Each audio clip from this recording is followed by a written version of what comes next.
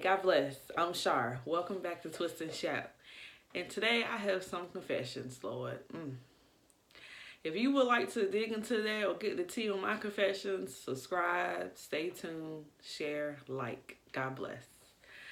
All right, so there has, let me tell you what prompted this video. First of all, I follow a lot of hair pages on Facebook, like a lot. And obviously, like most who didn't know what to do with their hair, I kind of gravitated towards the 4C. Because I'm like, if it's either is that way or maybe I can work my way back up this way. Like, so you go to what you think is the worst or what is the most complicated. That's how we should look at it, is just more complex, not complicated or bad or horrible. But that was my mistake. But a girl posted a picture, said, hey, can you please help me identify my hair type? And people immediately went in saying, yada yada, is this, is that, is that. So two girls in particular got into it about curl typing and charts and what to go by. And it got ugly, it got nasty. They ended up calling each other ignorant, delusional, etc., etc. But one comment that stuck out, one girl was like, 4C doesn't have a curl. And I'm like, I haven't seen not one chart that doesn't show a curl, because it's called curl type. Now, one thing I have seen through recent research, like just typing it in and pulling up some charts, it does appear that, because when you go by curl, you go in the shape of an S, like not like this. This is considered a coil with an L, coil, C-O-I-L, when it's like a spring in the mattress. Like it just, like it keeps, it's up and down, but is going like this. Whereas, which that was the representation on most charts for 4C. Like really tightly coiled, meaning just like that, if that makes sense. And then most charts that I seen now, because I don't remember seeing this at first, 4B shows zigzags. Like literally, this is how your hair is. Like whether it's tied up zigzags or a loose zigzag is considered 4B. But anywho, like I said, I thought, man, anybody who read that comment, I'm pretty sure they was offended. And my thing is, I think because in general, a lot of things associated with being black, like it is considered shameful, like a disgrace, like big lips, full hips, like big boobs, big butts. Like these are things that point out like there's something wrong with them, and it's not. Like we're all God's children. And even down to the hair type, like God made all of us. Like he didn't just put his mark on light skinned curly hair chick or even dark skinned curly hair chick. Because it seems like people are trying to take away from one and put it to the other and say, okay, this is what perfect looks like. This is what perfection is. And nobody's perfect. Everybody has their own issues. And I'm going to get into that in a second. But anyway, so like I said, 4C is the coil, like the spring. The 4B is the zigzag. The 4A is a very tight curl. And 3C is a looser curl. And it goes looser. So, but a lot of people look at the curl like a loose, or you can't even look at it like that, like a loose spring, like winding wider. Whereas 4C is tighter. But based on what I've been looking at lately, I'm like, okay, my confession is I got that wrong. Like straight off the gate. Like myself, I'm not 4C. By no means I'm 4C. I have a few strands that act like 4B, but I believe that's due to the fact of the damage. I don't even think, because they say look at your hair when they got something to say, look at it when it's wet, look at it when it's dry. My thing is, I think wet kind of gives you the better view, because when you rinse your hair, like you rinse all the products out and it's just you and water, that is what your hair is. Like that, raw, uncut, untouched. That's what your hair looks like. And which makes it even more confusing for me because my hair looks completely different, in my opinion, from wet natural hair, conditioning wet hair, natural hair, and the finishing product. Now, I did do an experiment this last 2 times I washed my hair. I did shampoo and conditioning, deep conditioning, leave-in. That's it. I didn't add no oil, no cream, no nothing to like really see what my hair is about. And I'm going to include pictures. But as you can see, like they all they look a little different. Now, I will say, based on everything I looked into and all my research, my final answer to my hair type would definitely change from, because I know y'all heard me say 4B, 4C. I am no longer classifying myself as such because that was wrong on my behalf. I am now classifying my hair as 3C, 4A. Now, is that going to change how I feel about my hair? No. Is it going to change about how I approach my hair? A little bit, because mind you, your curl pattern, the only thing that actually may change in that aspect is what type of products you're going to go for. Like, my whole thing was stuck on getting the best looking curl pattern, and what I was doing was just making knots in my hair and making my hair harder to tangle and making it very frizzy because my hair already had a curl pattern, and here I am putting curling cream on it, and my hair was just like, all right, we're just going to mat up because we don't know what to do, versus just letting its natural curl be embraced. And that's what I've been doing lately when I just stop at the leave-in and say, all right, that's it, no curl creams. So basically, I wasted a lot of money on curl creams. But anywho, so that's that. Density. Confession number 2. I did not do my homework and research before. I didn't even care about it. Like, I'm just like, okay, a lot of hair strands, not so much. But again, that matters because there are actually products that are aimed towards, like, however you feel. I won't say fix because I think that's a wrong choice of words. Like, nothing about your hair is a problem unless you make it a problem. Now, there could be something that bothers you, or maybe it's inconvenience, like my hair being easily tangled and frizzy. That's an inconvenience based on whatever hairstyle. But I would say, make sure you make time for your hair to be itself. Like how you give yourself time to chill out and relax and meditate and praise God and, you know, find your zing or your zang. You have to give your hair that same approach. Like, okay, hair, this week, I'm just going to let you do you. You just be who you are. I'm not going to pile products on you.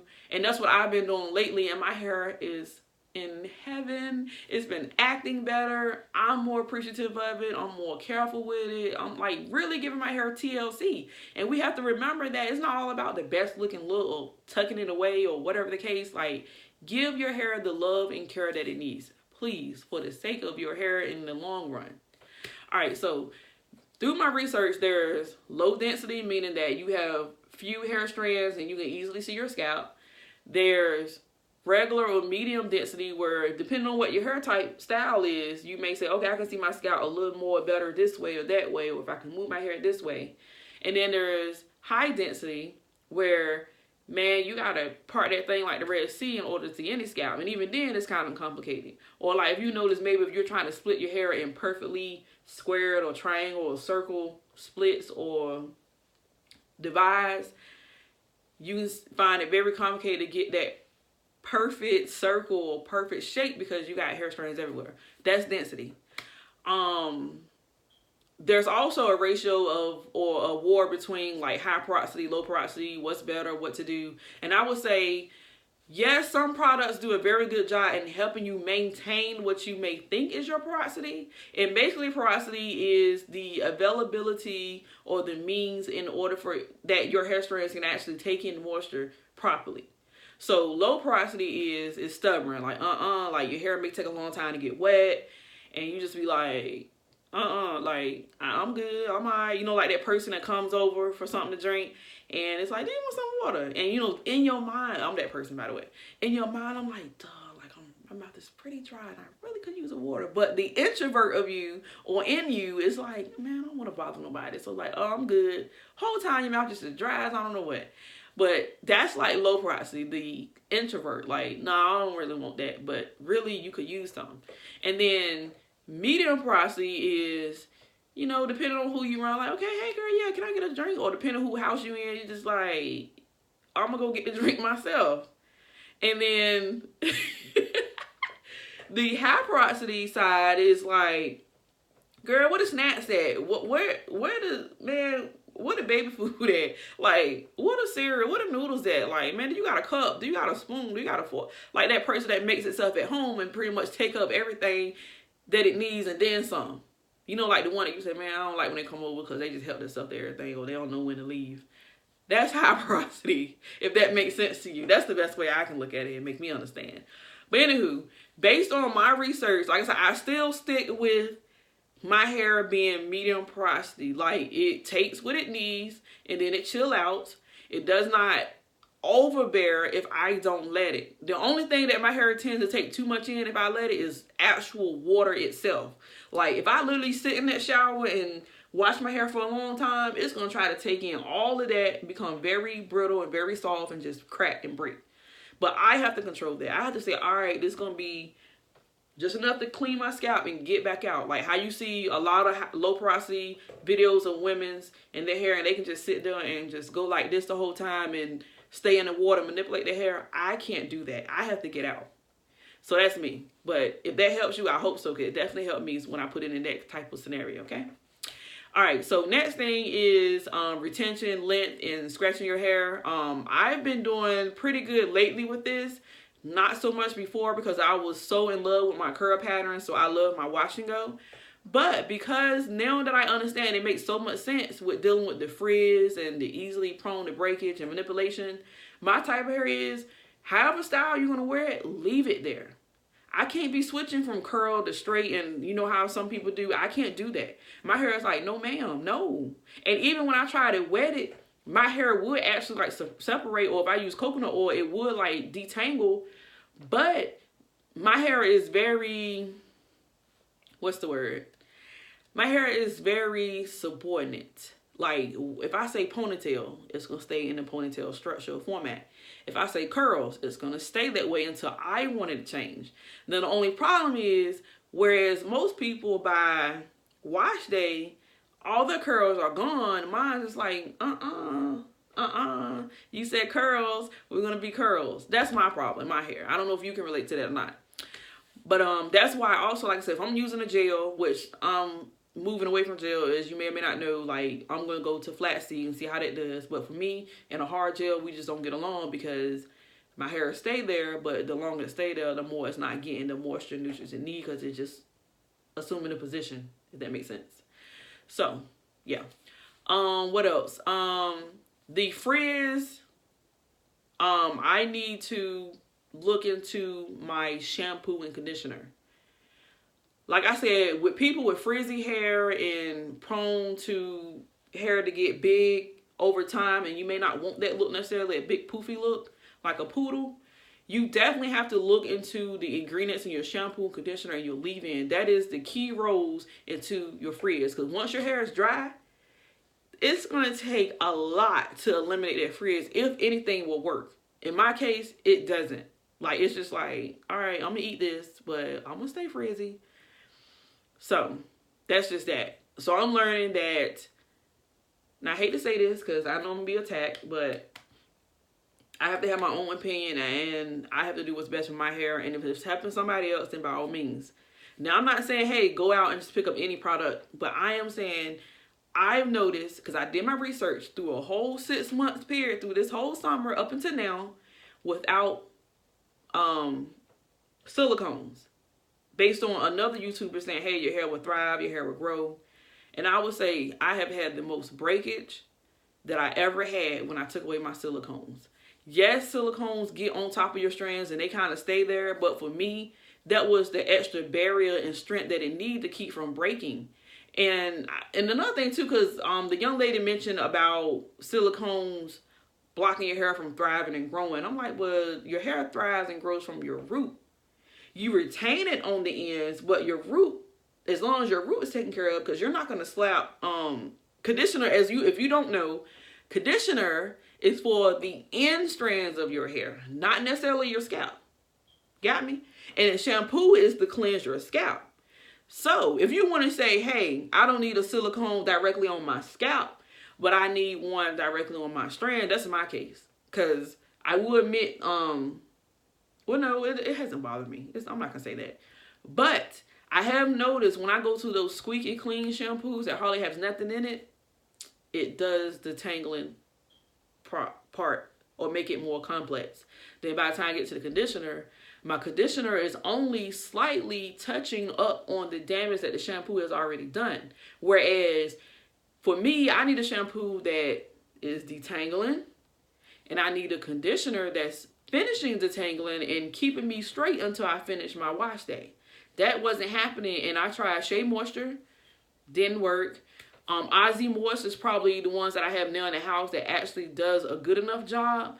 But the one that I would tell you time and time again that the next time I have the means or availability to go out, I'm going to get the Cream of Nature coconut milk detangler shampoo conditioner. The best on the market. I don't care what nobody says. Those two combos changed my life. Like, I was contemplating cutting my hair and just throwing the whole hair away. But honey, those two, when I used it, it's like my fingers easily could always go through my hair without a problem, without an issue, no breakage, no damage, no anything. But anywho, that's one of my problems. Frizz and tangle. Real big. And that's because the more likely your hair is prone to curl, they're intertwining with each other. So it's just like curls just having a party, like a go-go party. Like, go, go, go, go. And they just wrap around each other and they don't know how to let go because they're not in sync. They're out of sync, intertwined, if that makes sense.